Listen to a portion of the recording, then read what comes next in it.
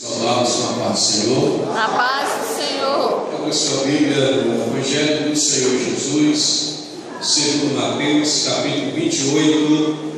Vamos ler a partir do verso 16. Evangelho do Senhor Jesus, segundo Mateus, capítulo 28, a partir do verso 16. Eu continuo a glorificar a Deus esta noite, por mais esta oportunidade de estar na sua casa, em especial aqui nesta amada congregação, que temos sempre nos confraternizado e juntos compartilhando os dons espirituais para a edificação recíproca, isto é, de vocês e minha, nesta comunhão e adoração a esse Deus Todo-Poderoso que fez os céus e a terra e que é sempre glorificado em nossa salvação por pelos méritos de Jesus Cristo, pelo poder renovador e regenerador de Deus Espírito Santo. Nosso querido pastor Paulo e a pastora Ivana, sempre o nosso carinho e admiração por este casal que desde o princípio da nossa caminhada ministerial, cristã e ministerial, tem nos apoiado e ombreado-nos em cada momento de nossa vida, tanto ele como toda a sua família. É sempre um prazer estar com o Senhor e com a senhora. Que Deus continue abençoando todos nós, pastores aqui, obreiros, obreiras, e esta amada igreja que carinhosamente tem recebido. Meu amigo e companheiro pastor Evaldo, hoje eu vim com um veículo dele, juntamente com ele, para estarmos adorando a Deus. Trago um abraço e a paz do Senhor da minha família. Tiveram um compromisso lá na igreja local, não puderam estar aqui, mas nós trazemos assim a saudação da nossa querida esposa e filha. Quantos encontraram o texto bíblico? Digam amém. Amém. Diz assim a palavra do Senhor, Mateus 28, 16. Seguiram os 11 discípulos para a Galileia, para o monte que Jesus lhes designara. E quando viram, o adoraram, mas alguns duvidaram. Jesus, aproximando-se, falou-lhes, dizendo: toda autoridade me foi dada no céu e na terra.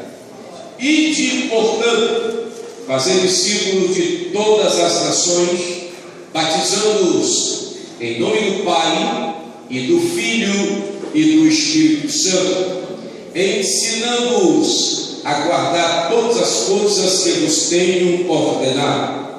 E eis que estou convosco todos os dias, até a consumação dos séculos. Amém? Podem sentar no nome do Senhor.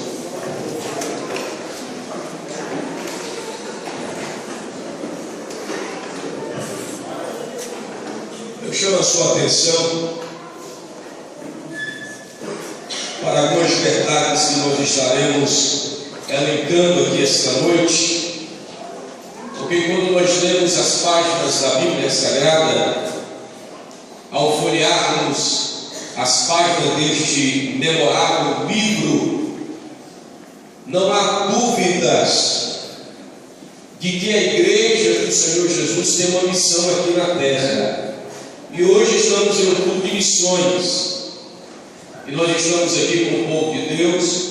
Eu acredito que tem alguns que ainda não receberam a Cristo como Salvador de sua vida, mas a maioria são pessoas que creem em Cristo como Salvador de sua vida, que fazem parte da igreja invisível, que é chamada na Bíblia de noiva de Cristo, santuário do Espírito Santo e família de Deus.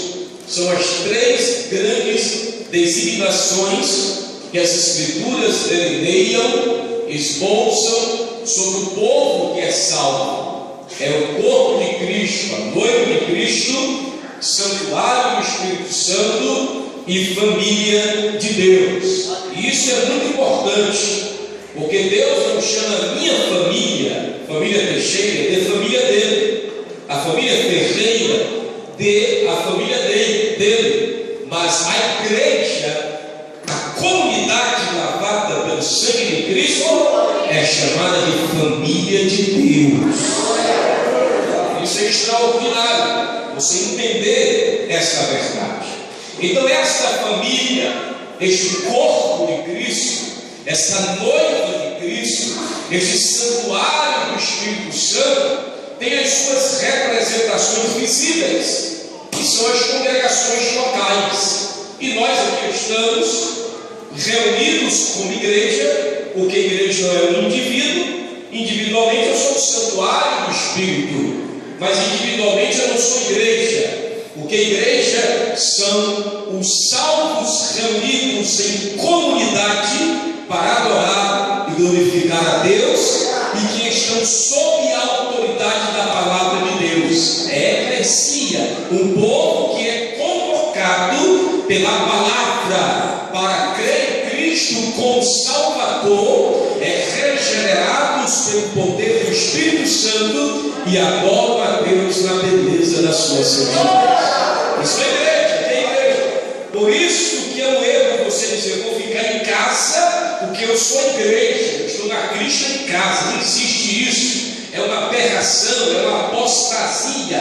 A Bíblia fala pelo menos 4 grandes apostasias, e uma delas é a apostasia congregacional. Hebreus 10:25. Não deixem de congregar. A expressão grega deixar ali é um abandono, é um afastamento da comunhão. Não deixem de vos reunir, diz, como igreja, como é costume de alguns, mas exortam o teu irmão dizendo, vamos para a casa do Senhor, nos reunir como igreja para adorar a Deus. Então a igreja do Senhor tem suas representações visíveis, e uma igreja visível como esta, que é a Assembleia de Deus, ela só é a representação fiel do Senhor se ela se manter no Evangelho. A igreja, as igrejas visíveis estão de pé ou caídas com relação ao Evangelho. Se as igrejas locais rejeitam o Evangelho, rejeitam o Cristo do Evangelho, já não é uma igreja visível que representa fielmente a igreja invisível, mas é apenas um clube religioso, um ajuntamento solene. É solene, mas não tem a bênção de Deus, como é o caso em várias reuniões do Antigo Testamento. Isaías capítulo 1, houve reuniões solenes, mas a bênção de Deus não estava lá. Na época de Amós, houve reuniões solenes, mas Deus dizia, afasta de mim o estrépito dos teus cânticos, porque não quero mais ouvir as canções da tua viola. Pode ter tudo, mas se não for igreja, se não for representação visível da igreja verdadeira, Deus não está presente, Deus não está no meio. Mas uma igreja visível que representa bem a igreja invisível, fundamentada no Evangelho, esta tem a bênção de Deus, esta a glória de Deus permeia, esta o Espírito Santo eleva os membros a dizer que Jesus é Senhor. Porque ninguém pode dizer que Jesus é o Senhor se não for pelo Espírito Santo. E se numa reunião como esta os homens estiverem recebendo aplausos, outra mensagem que não for o Evangelho estiver sendo notoriada, não é o Espírito que está trabalhando, porque o Espírito trabalha para exaltar a Cristo na vida daqueles que se reúnem como igreja do Senhor nosso. Então, tendo estas verdades em mente, você deve saber que ao folhear as páginas da Bíblia Sagrada, você reconhecerá, você descobrirá profusamente, abundantemente, que a igreja, essa igreja de Deus, ela foi deixada nesta terra para realizar uma grande tarefa. E nesta mensagem eu pretendo falar sobre esta grande tarefa da igreja, a grande missão da igreja. E para falarmos sobre esta importante tarefa, sobre esta importante missão da igreja, eu quero fazer algumas perguntas, e ao fazê-las eu quero respondê-las ministrando as verdades sobre a missão e a tarefa da igreja para o seu coração. Talvez você esteja numa igreja, você é membro de uma igreja, e você não sabe qual é a missão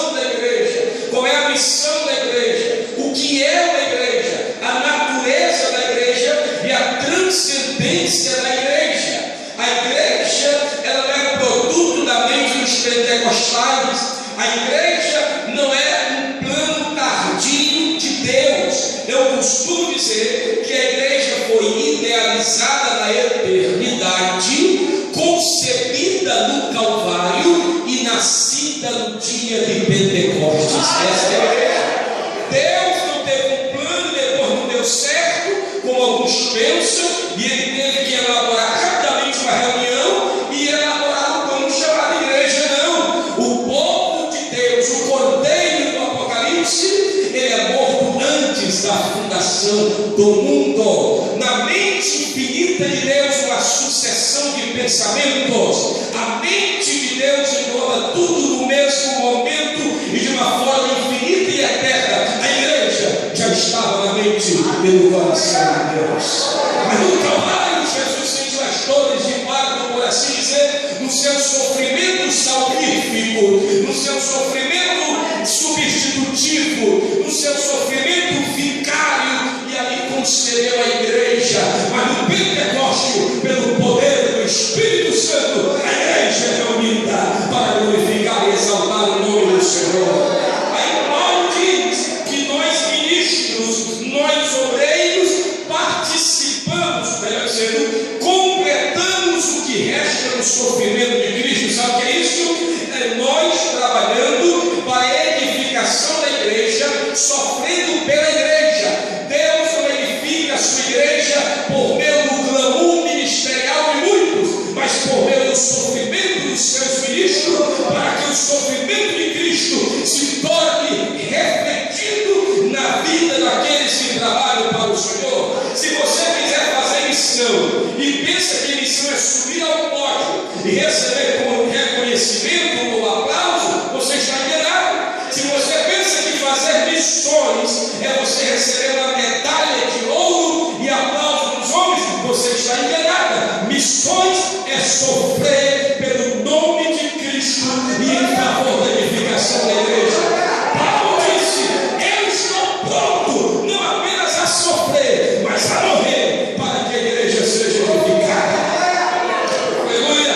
Então devemos entender esta natureza, porque nós vemos que a igreja moderna, a igreja atual, ela está confusa na sua natureza. O que é uma igreja? Muitas coisas parecem circo, um meio de entretenimento. Tem igrejas que parecem mais um shopping center, outras não sei nem o que mais.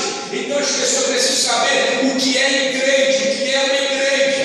A igreja, senhoras e senhores, é o povo redimido de Deus que foi deixada nesta terra para proclamar as virtudes daquele e não as suas próprias, as virtudes daquele que nos chamou das trevas para a sua maravilhosa luz. Glória a Deus. Bendito seja o nome do Senhor. Mas eu começo com uma pergunta, e a pergunta é: qual é a natureza da missão da igreja?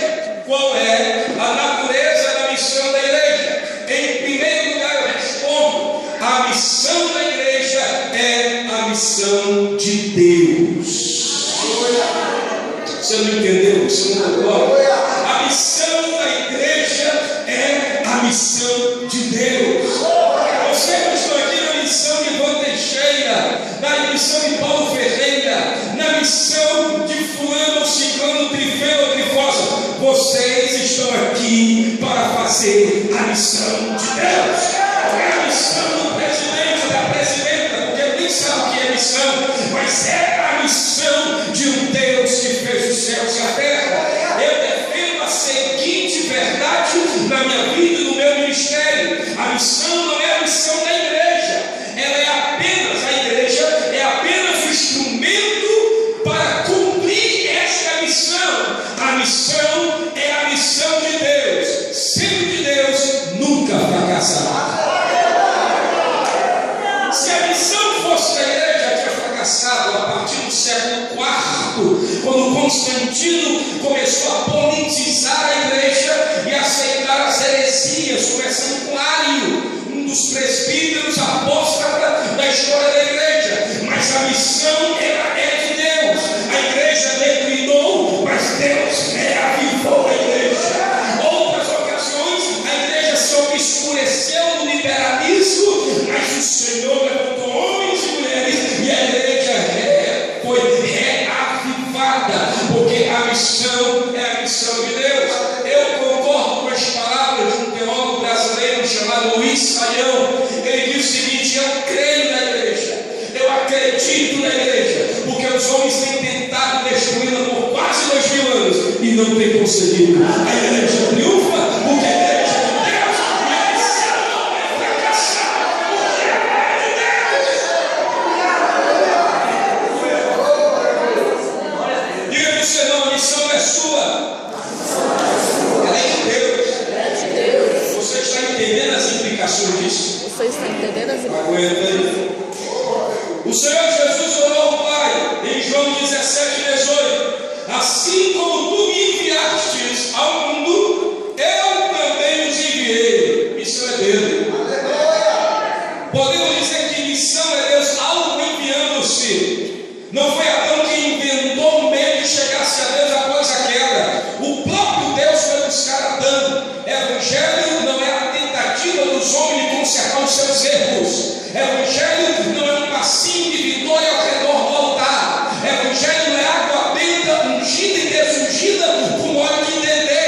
Evangelho é a obra de Deus resgatando o homem da sua queda. É Deus enviando-se. O Pai enviou-se e enviou o Filho e agora também o Espírito Santo. Nós sabemos que após a ressurreição do Senhor Jesus, o Senhor Jesus falou aos apóstolos em João capítulo 20, versículo 21. Ele disse: Pai seja convosco, assim como o Pai me enviou, eu envio vocês também.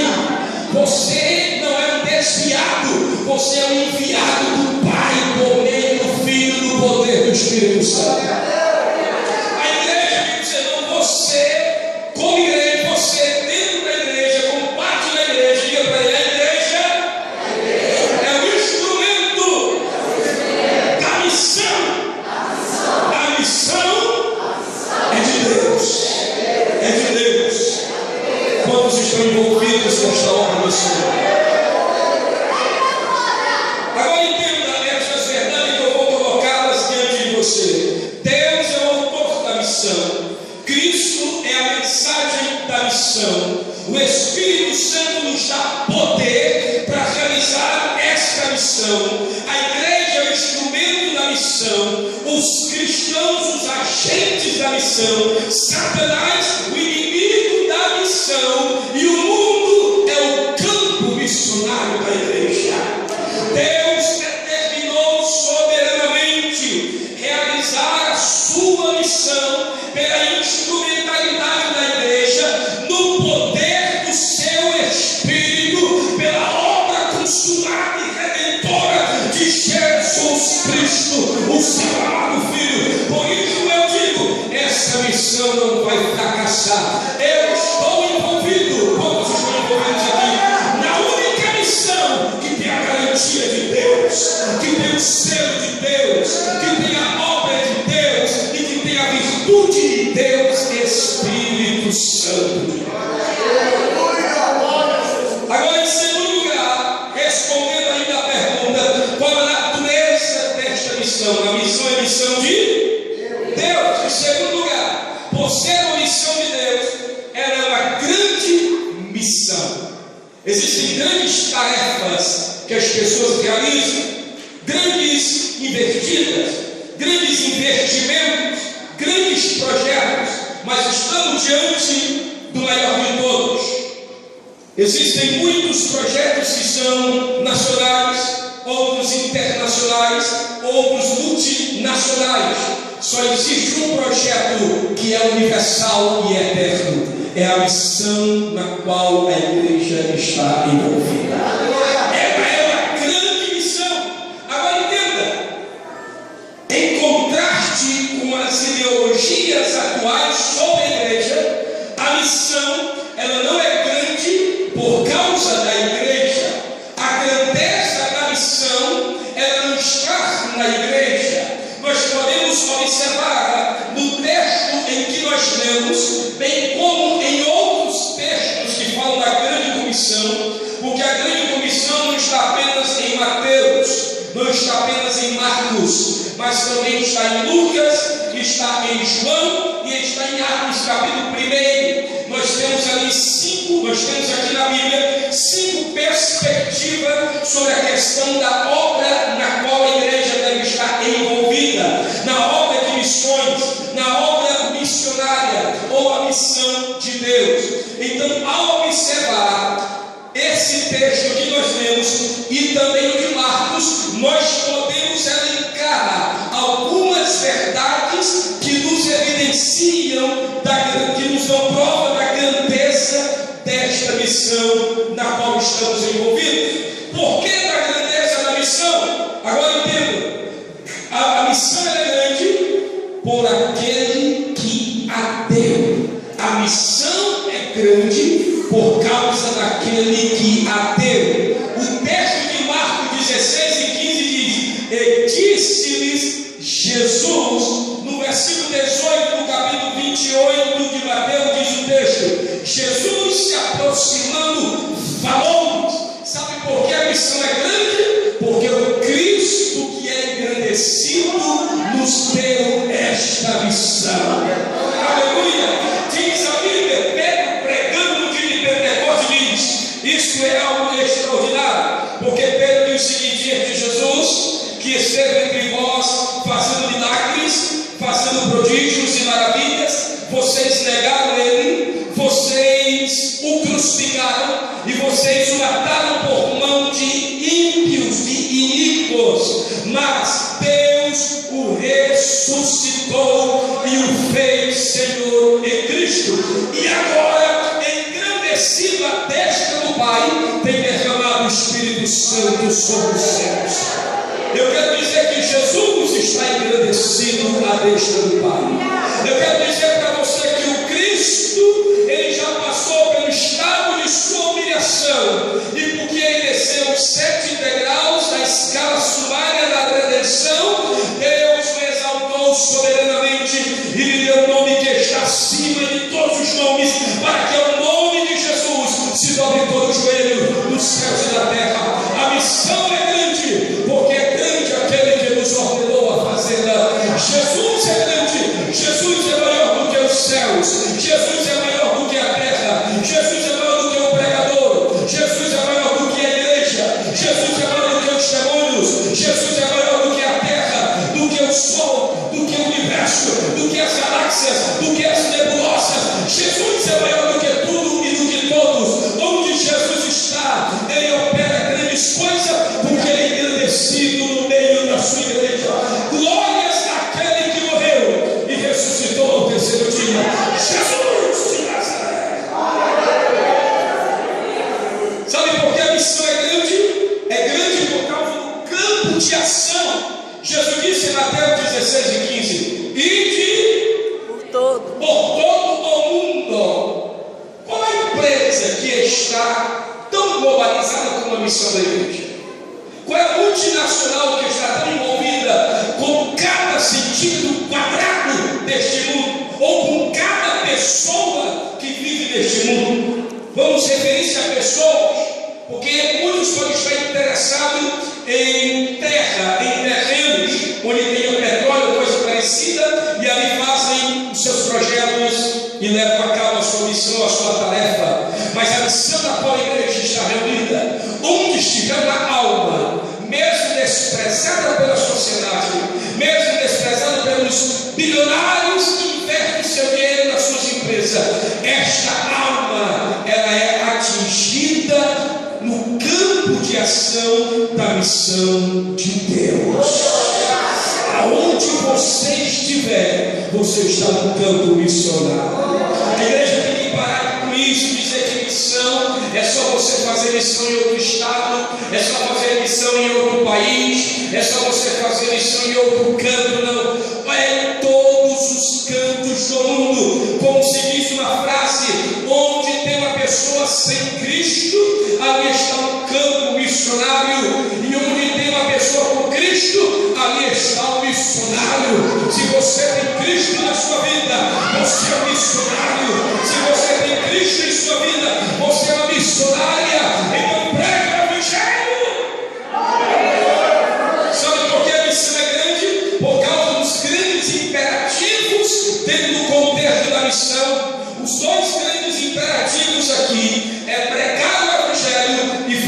discípulos, nós temos aqui a ordem de pregar o Evangelho. Você não foi chamado para entreter as pessoas, você não foi chamado para diverti-las, você não foi chamada para aliciá-las para uma ideia sua, você foi chamada para pregar o Evangelho. O Evangelho é a única mensagem que salva. Isso, irmãos, me deixa preocupado, porque tem muitas igrejas que já não pregam mais o Evangelho. Quando você não prega o Evangelho, não há salvação, não há reconciliação com Deus. As pessoas pregam uma mensagem psicologizada para massagear o ego das pessoas. Elas conclamam as pessoas a virem fazer campanhas para serem felizes, para melhorar no casamento, para ter um bom emprego. Isso não é Evangelho, isso é triunfalismo e teologia da prosperidade. Evangelho é dizer para o pecador que ele está perecendo, ele está indo para o inferno, a ira de Deus está sobre ele, e se ele não se converter, ele não vai ter comunhão com Deus. Evangelho é o poder de Deus para a salvação. Não é para você passar na prova do vestibular, vai estudar que não passa, preguiçoso. Evangelho é você chamar as pessoas das trevas para a luz da glória de Deus em Cristo Jesus. Evangelho é Deus pegar o prostituto e tornar uma pessoa regenerada, purificada, lavada pelo sangue de Jesus Cristo, o nosso Senhor. É o texto que foi lido. As pessoas não gostam de pregar o Evangelho porque é o Evangelho que divide a raça humana. É a única mensagem que divide. Foi o que foi lido hoje aqui em 1 Coríntios, capítulo 1, versículo 18, onde Paulo diz: porque a palavra da cruz, o Evangelho, é loucura para os que perecem, mas para nós que somos salvos, é o poder de Deus. Existem muitas polaridades. Na época de Paulo dividia romanos e gregos, judeus e gentios. Hoje também existem muitas polaridades, classe média, classe alta, etc, etc. Mas na perspectiva bíblico-teológica só existe duas: os que se perdem e os que se salvam. O Evangelho é para aqueles que se salvam, ou seja, aquele que crê no Evangelho será salvo, porque o Evangelho é poder de Deus para a salvação. E isso não é vontade minha, não é vontade do pregador, porque o texto que foi lido no verso 21 a seguir diz o seguinte: visto que na sabedoria de Deus o mundo não o conheceu pela sua própria sabedoria, ou seja, o mundo não pode conhecer a Deus pela sua própria sabedoria. É por isso que Deus faz de conhecermos a Ele pela sua sabedoria e não pela nossa sabedoria. Então tudo que é sapiência humana, tudo que é sabedoria humana só serve para as coisas humanas. A sociologia é boa para a sociedade, a psicologia é boa para os emocionalmente desabalados, a filosofia é boa para aqueles que raciocinam, mas não é boa para a salvação, porque diz o texto que foi lido: aprove a Deus salvar os que creem pela loucura da pregação. Porque o homem, pela sua sabedoria, não pode conhecer a Deus, mas visto que na sabedoria de Deus o mundo não conhecer pela sua própria sabedoria, aprove a Deus salvar os que creem pela sua própria sabedoria. Os judeus pedem sinais, os gregos buscam sabedoria, mas nós, crentes, pregamos a Cristo crucificado. É loucura para os gregos, mas para os outros, mas para nós que somos salvos, é o poder de Deus, é a sabedoria de Deus. Por isso eu não vou pregar outra coisa. Eu prego a Jesus Cristo e este crucificado. Eu prego que Jesus salva, eu prego que Jesus cura, eu prego que Jesus batiza com o Espírito Santo, eu prego a glória de Cristo, o poder de Cristo, a unção de Cristo.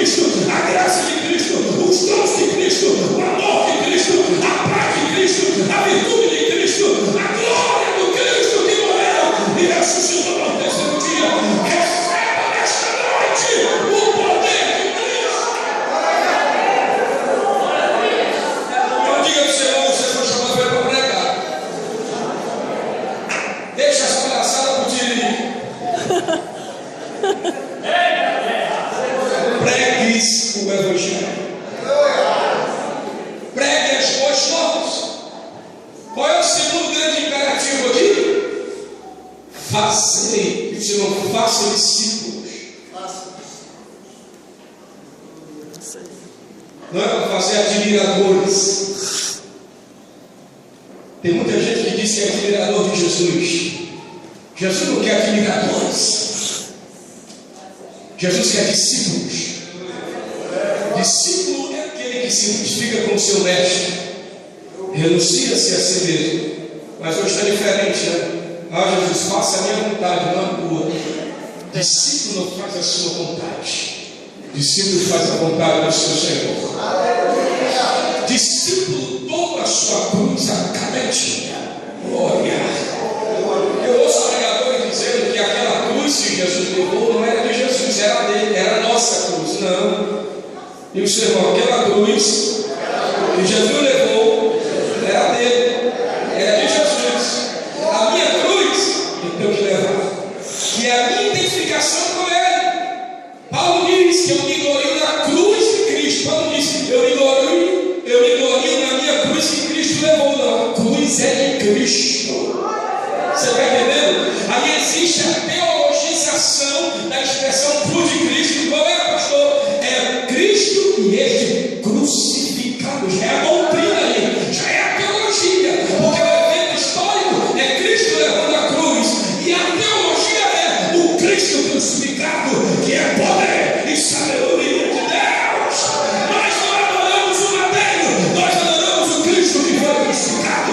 Nós adoramos o Cristo que morreu. Vamos dizer, não faça discípulos. Não é um pregador pentear o cabelo arrepiadinho, passar um gel e vir aquela rapaziada da mesma forma, ipsilíteres e vírgulas, repetindo o cabelinho também. Isso é manequim, não é discípulos. E nós fomos chamados para fazer discípulos em todas as nações. Aí existem os grandes particípios do texto que diz: é indo, quando você vai, você prega, e quando você prega, você faz discípulos, e quando você faz discípulos, você os batiza em nome do Pai, em nome do Filho, em nome do Espírito Santo. E quando você os batiza, não termina aí, porque Jesus disse: ensinando-os a guardar todas as coisas que eu vos tenho dito. É as coisas que eu digo de mim mesmo, é as coisas que Jesus diz para que eu digo para aqueles que ouvem o Evangelho e são discípulos do Senhor. Eu estou cansado das pessoas falarem: eu acho que é assim, eu acho que é assado, não, eu acho que é cozido, eu penso assim, eu penso assado. Não interessa o que você pensa, o que interessa para nós é o que Jesus diz em sua palavra. Deus não tem compromisso com a palavra de Ivan Teixeira. Deus, ele tem compromisso com a palavra dele que Ivan Teixeira fala. Deus, se eu falo a minha palavra, não tem poder, mas se eu falo a palavra de Jesus, essa tem poder. Aleluia! Deus não diz assim: a palavra que o pregador falar, ela não voltará vazia. Não. Ele diz: a minha palavra, ela não voltará para mim vazia. É a palavra dele.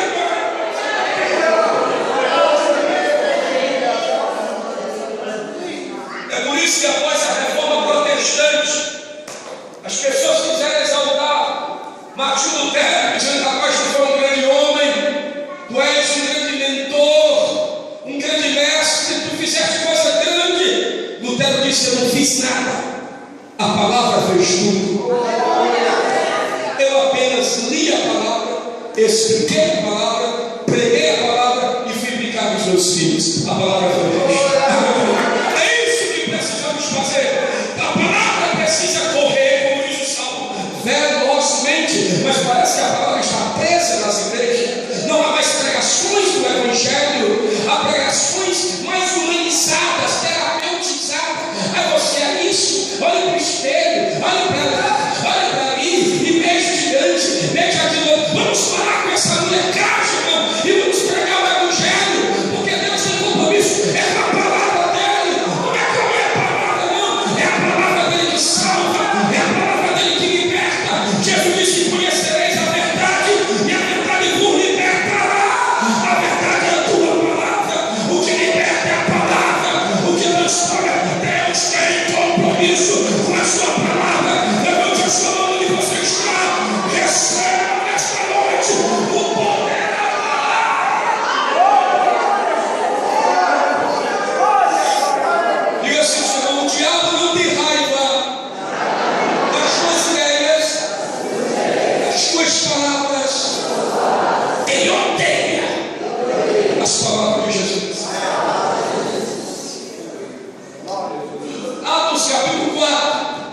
Os apóstolos foram presos, eles tinham sido avisados: não pregue mais sobre esse Jesus.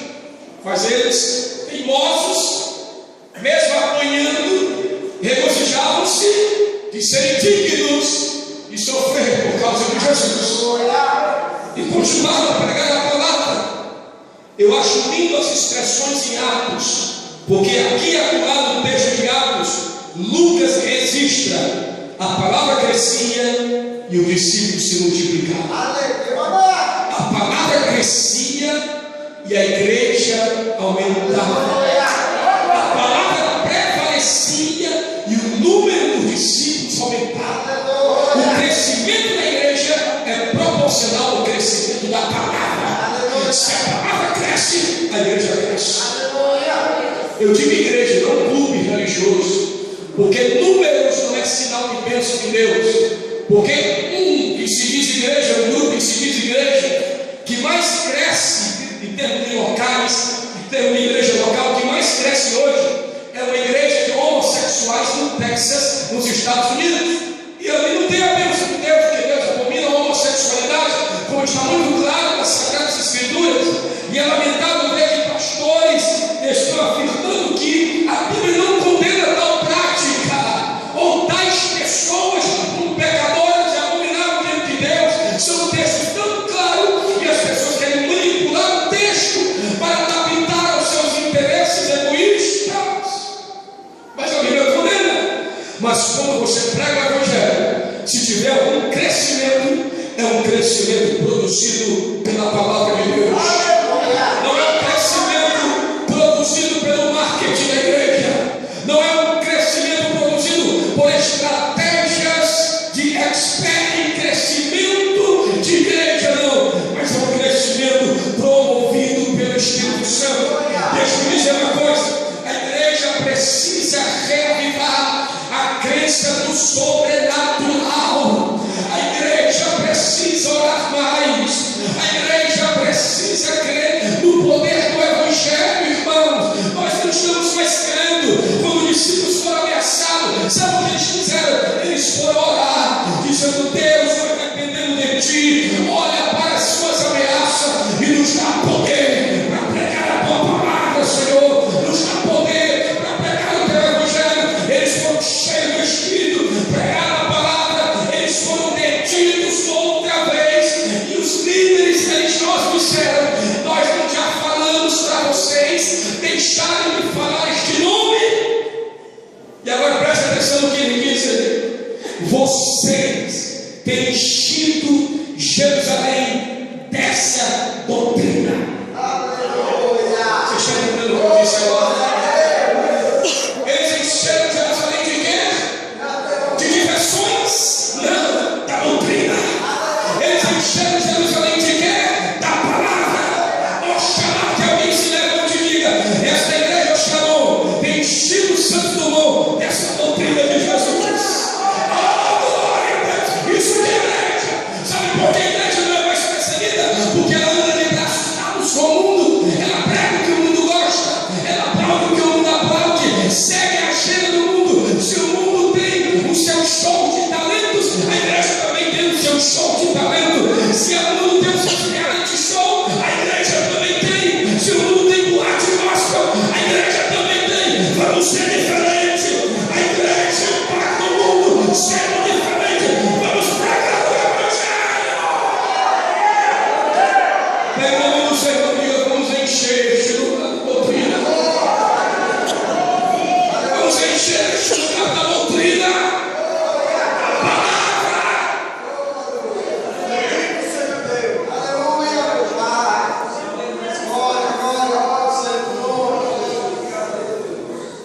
Paulo, quando chegou em Corinto, uma cidade cosmopolita, cerca de 600 mil habitantes, 200 mil senhores, 400 mil escravos, uma cidade que tinha um templo a Afrodite, que continha 1000 sacerdotisas, que por meio da prostituição cultuavam esta deusa. Havia também um monumento a Apolo, o deus da homossexualidade. Havia muitos teatros para diversões, havia muitos outros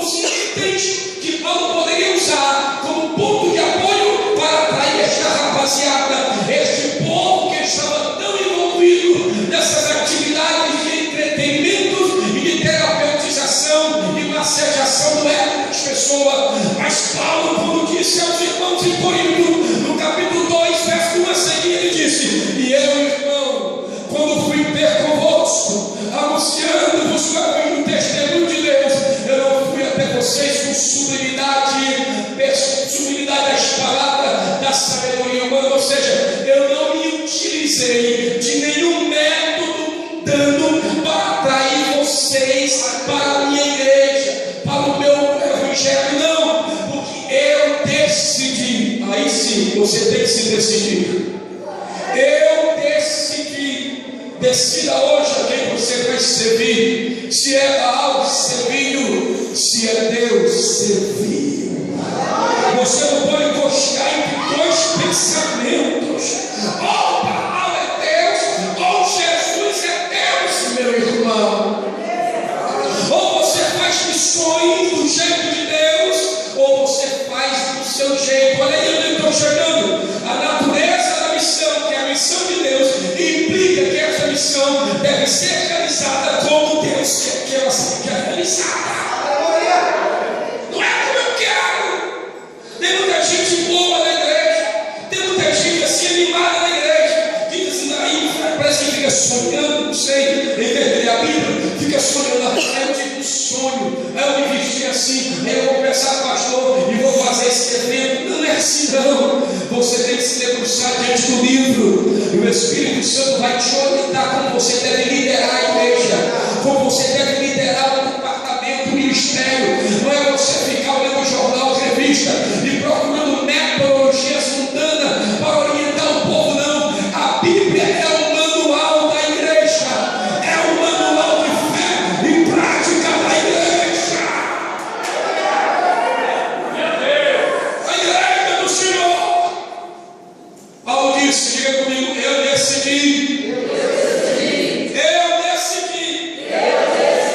Nada sabendo de vós, senão a Jesus Cristo e este crucificado.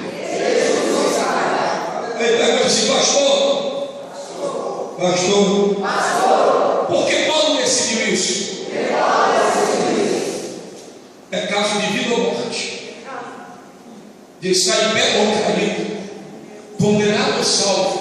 E ele discorre até o verso 6 do capítulo 2 de 1 Coríntios. Sabe por que eu me decidi pregar a Jesus Cristo somente, sem fazer nenhuma atração para vocês virem para a igreja? Para que a vossa fé não se apoiasse na sabedoria dos homens, mas para que a vossa fé se apoie no poder de Deus.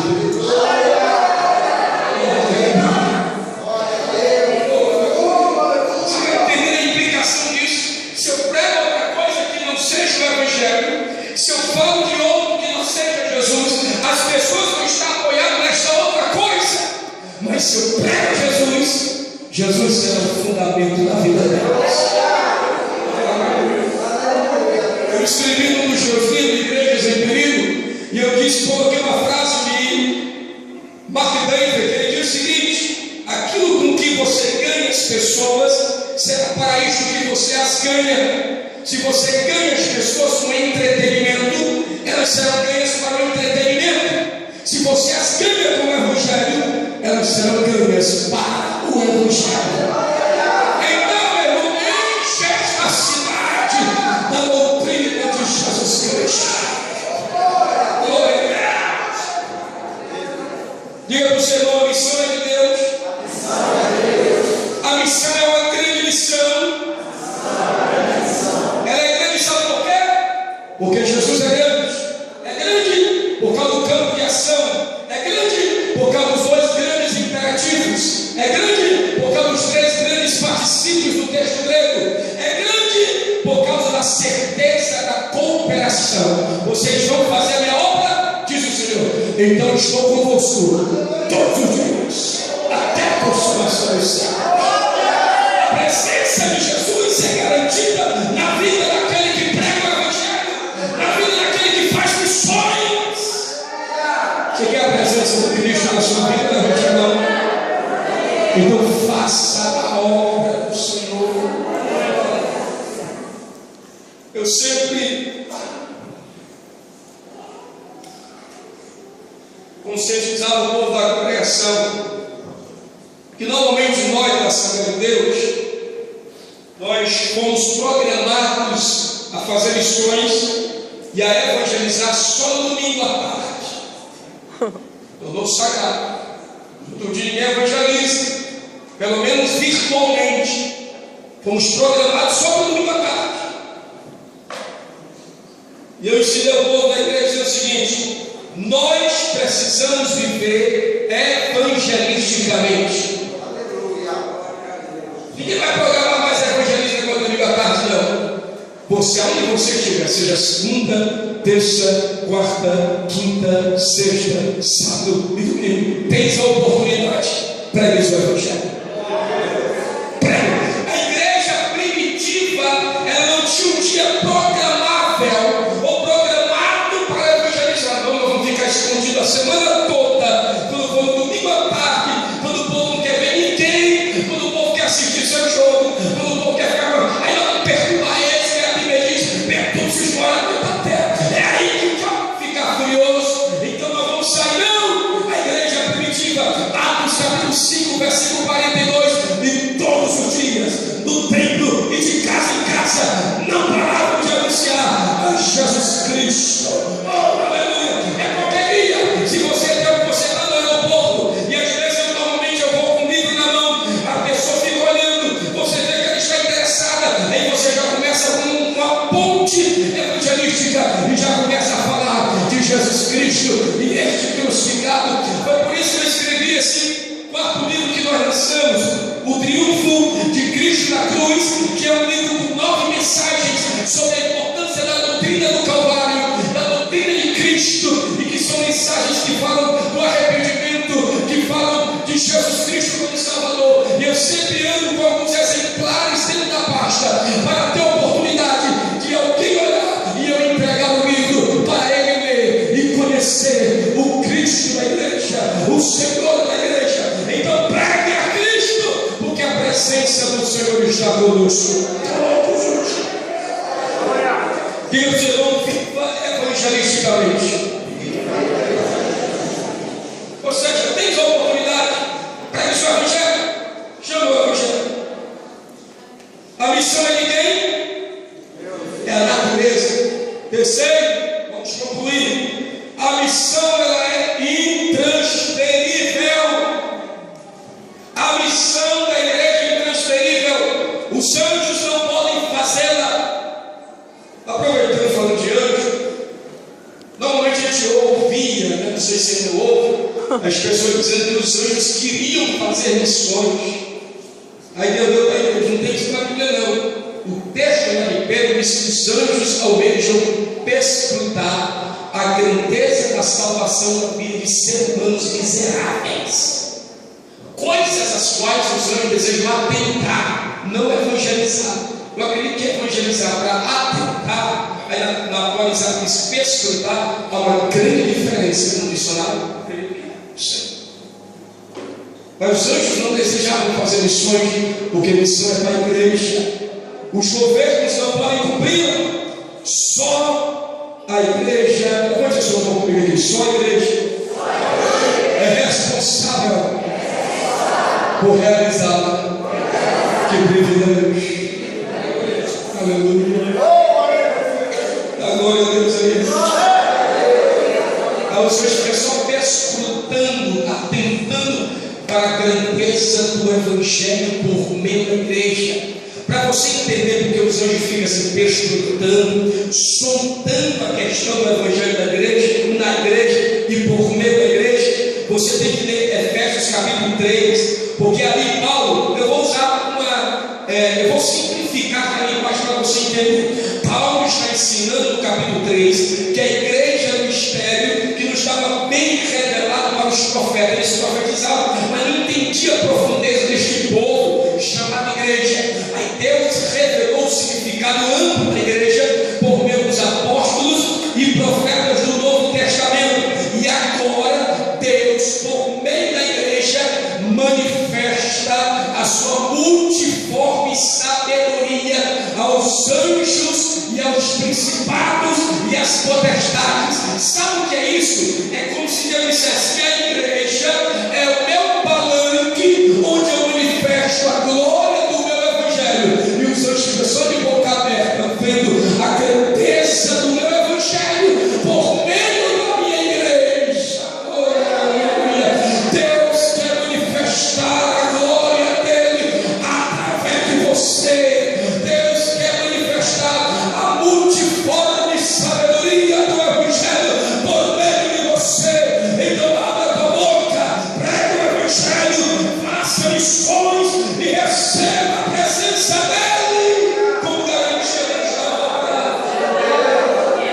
Diga para o seu irmão, é intransferível. Não há procuração.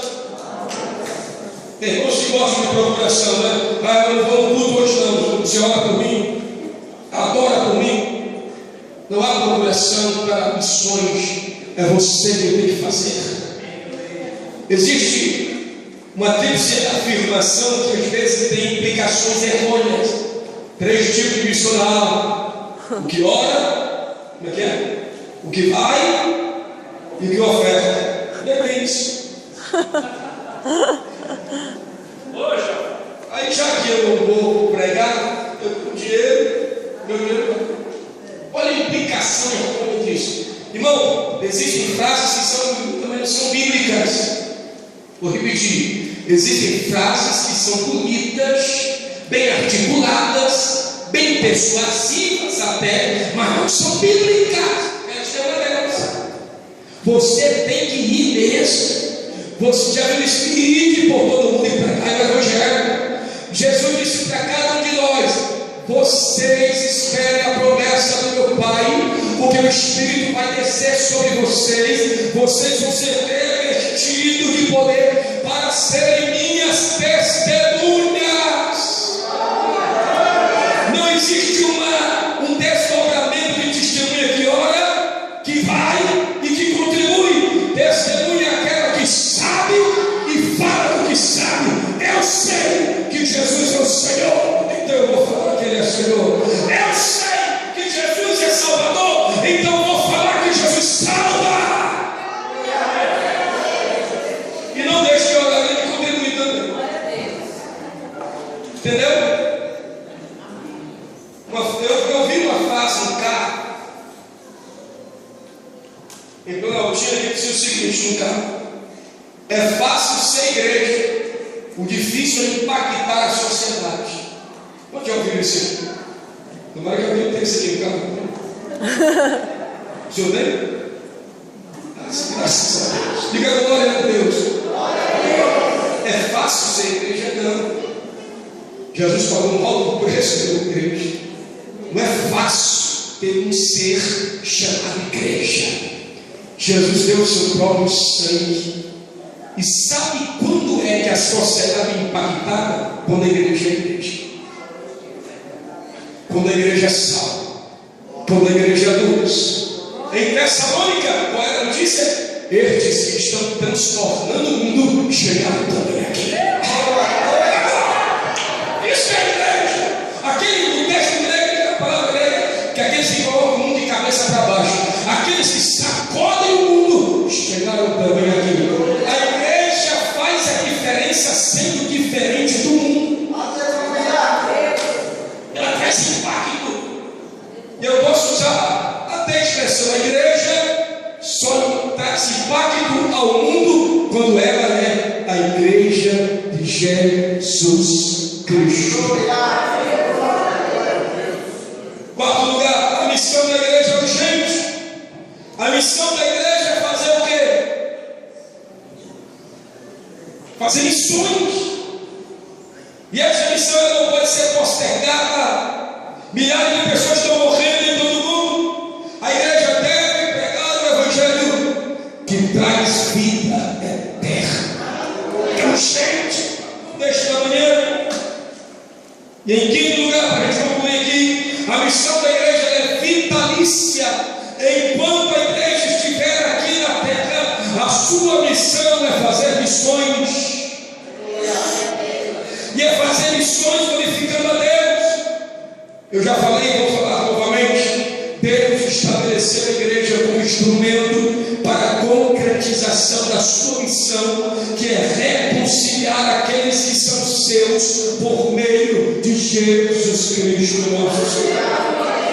Pegue na mão do seu irmão e diga assim para ele: a igreja não é um transatlântico, é um bote salva-vidas. A gente tem que pensar: a igreja é um transatlântico espiritual. Vamos ficar isento das dificuldades desta terra, não. A igreja é um bote salva-vida.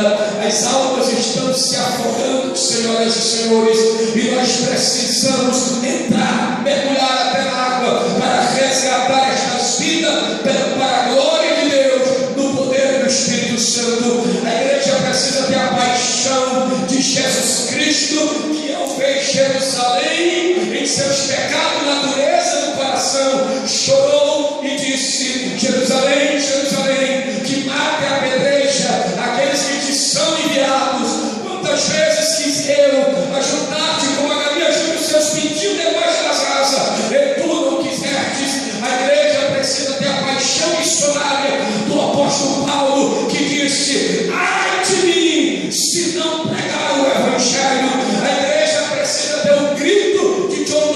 pela Escócia, dai-me Escócia, ou eu morrerei. A igreja precisa ter o desejo de John Hart, quando ele disse: Senhor, eu quero almas, me dê uma alma por dia, eu quero ser cheio do teu Espírito Santo. Ó irmão, ó irmã, que esta noite o Espírito Santo mova o teu coração. Deixa de ser egoísta, deixa de ser egoísta. Você só faz campanha para melhorar financeiramente, você só faz campanha para ter um carro novo. Faça campanha para ganhar almas, faça campanha para o arrependimento do povo. Anabulia, calabaço e beparábia, anabulicado, comunicado, absurdo. Levante a sua mão esta noite. A missão da igreja é fazer a missão, e a igreja só faz missão no poder do Espírito de Deus.